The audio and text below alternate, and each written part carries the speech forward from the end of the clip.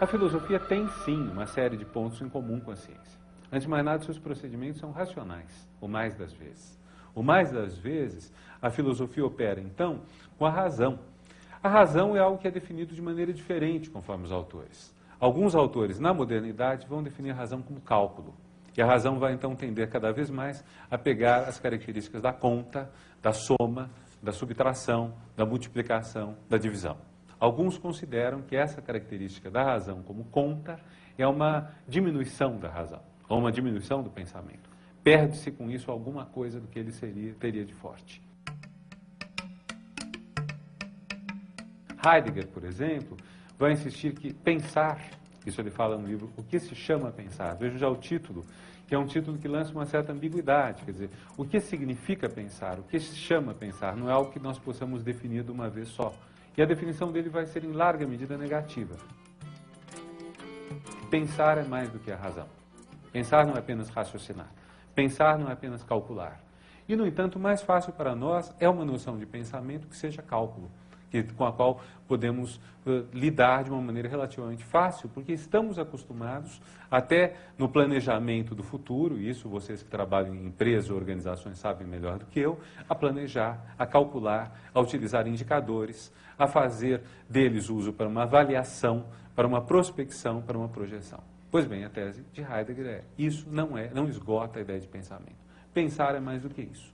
E, no entanto, a razão é um dos quadros essenciais para o pensamento e para a própria filosofia. Se nós pensarmos um pouco nessa direção que dá privilégio à razão, nós podemos dizer que a filosofia, por largo tempo, destaca um espaço de discussão. Esse espaço de discussão tem referenciais comuns que ele coloca em cena. Peguemos, por exemplo, os diálogos socráticos. Lembremos que o primeiro autor relevante, o primeiro autor destacado da história da filosofia é Sócrates.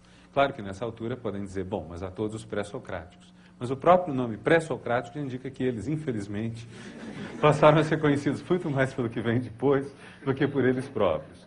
Então, esse grande autor, que não é um autor, porque não escreveu nada, esse grande autor que nos deixou basicamente palavras trocadas, diálogos, que foram postos por escrito por seu discípulo Platão, por alguns outros também, mas sobretudo o mais conhecido deles é Platão. Esse grande pensador tem então como suposição que do diálogo algo vai nascer, que o diálogo é a forma por excelência do pensamento filosófico. Isso significa uma série de ideias interessantes. Primeiro, a ideia de que, embora haja um personagem que porta o nome Sócrates, que então, de certa forma, tira a moral da história, que geralmente leva vantagem nos debates discursivos, embora tudo isso seja válido, nós temos também a expressão dada aos que contradizem Sócrates, aqueles que divergem dele.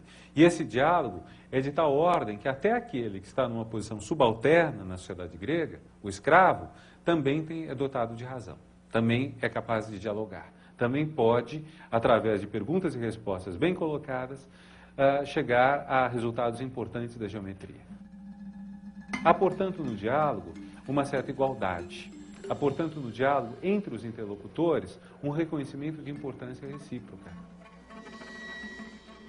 Isso é interessante porque nós esquecemos, às vezes, que quando aceitamos dialogar com alguém, quando constituímos alguém como interlocutor, estamos dando uma prova de respeito.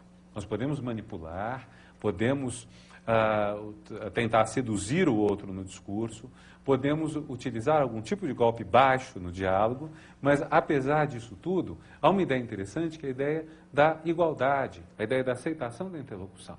Quer dizer, no momento que eu aceito o outro como interlocutor, eu estou dando a ele uma importância grande.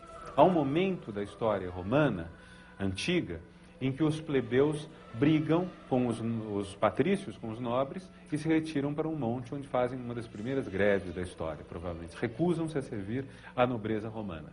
E os nobres mandam, então, um emissário lá para fazer que eles parem com a sua greve. E é muito interessante porque o emissário tem um longo discurso racional explicando que eles, como plebeus, como incultos, não têm uso da razão. Uma coisa muito contraditória, porque se você usa a razão para provar a eles que eles não têm razão, você está reconhecendo-os como interlocutores e está reconhecendo que eles têm a razão. Portanto, é óbvio que a fala de Patrício dá em nada. Quer dizer, dá totalmente errado, porque o modo pelo qual ele está lidando com os outros, que poderíamos até aparentar um pouco ao diálogo socrático, remotamente, contradiz o conteúdo que ele está dizendo. Então, nesse primeiro grande autor, não autor da nossa tradição, que é Sócrates, nós temos já essa coisa muito interessante, que é que a forma com a qual ele trabalha é tão, ou quem sabe mais importante do que o conteúdo. Nós podemos esquecer o que Sócrates diz sobre o belo, sobre o amor é difícil esquecer, porque o Banquete é um belo livro que foi extremamente influente na formação da nossa cultura, mas nós podemos esquecer o que ele diz da coragem, mas a ideia do diálogo é uma ideia que ficou. Embora ninguém tenha chegado à altura do diálogo socrático depois. Quer dizer, os autores da modernidade tentam fazer diálogo, século XVII e XVIII são fracos. Mas essa ideia de que existe um diálogo acabou valendo, se não dentro da obra como forma repetida por outros autores, como uma relação que nós temos entre nós, que um filósofo estabelece com o outro.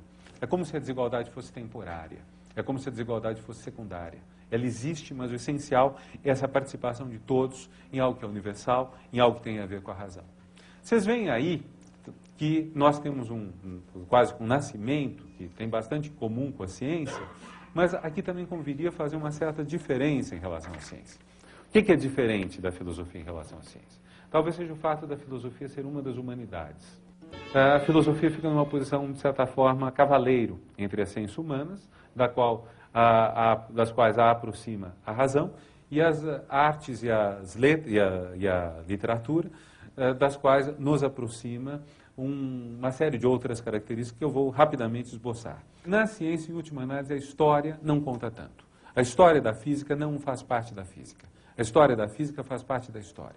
O mesmo vale para as artes. Por mais importante que seja o fazer atual das artes ou da literatura, ele supõe, e hoje, no mundo pós-moderno, em larga medida, a história da disciplina. Se nós não conhecemos bem a história da arte, a história da literatura, nós estaremos desvalidos, de certa forma. Isso vale para a filosofia. É nesse sentido que Aristóteles continua vivo, Platão, Maquiavel, e que nós podemos perfeitamente fazer uso deles e ter um papel importante nisso. Então não há refutação. Quer dizer, se um autor critica outro, se aos olhos da obra, do que ele está fazendo, até mesmo ele pode achar que refutou determinado autor, isso não necessariamente convence o outro, porque há pressupostos diferentes, talvez. Há pontos de partida diferentes. Quando nós vemos um autor refutando o outro, o primeiro autor pode responder, bom, mas o seu ponto de partida é diferente do meu. E, além disso, eu não concordo com as regras de derivação que você adotou. Isso ficou muito claro nos últimos 200, 300 anos. Kant já chegou, no século XVIII, à percepção de que há certas questões para as quais a solução racional não existe. Você chega a certos impasses, que ele chamou aporias. Pode afirmar uma coisa e pode afirmar o contrário. E não há forma de você reduzir isso pela razão. Mais recentemente, e isso é um ponto que eu vou tratar um pouco mais no fim, nós fomos chegando à percepção de que certas questões a gente não tem como decidir racionalmente. As questões dependem, em última análise, de um ato de vontade, de algo irracional. As escolhas na nossa vida, por exemplo. Em larga medida, por mais que a razão, que o conhecimento, que o estudo possam nos ajudar a esclarecer certas ambiguidades, há um ponto final em que as escolhas são nossas. E as escolhas de vida? Que tipo de vida eu quero ter hoje? Que tipo de vida eu quero ter na relação com os outros? Isso, em última análise, é uma escolha. E essa escolha não pode ser decretada racionalmente.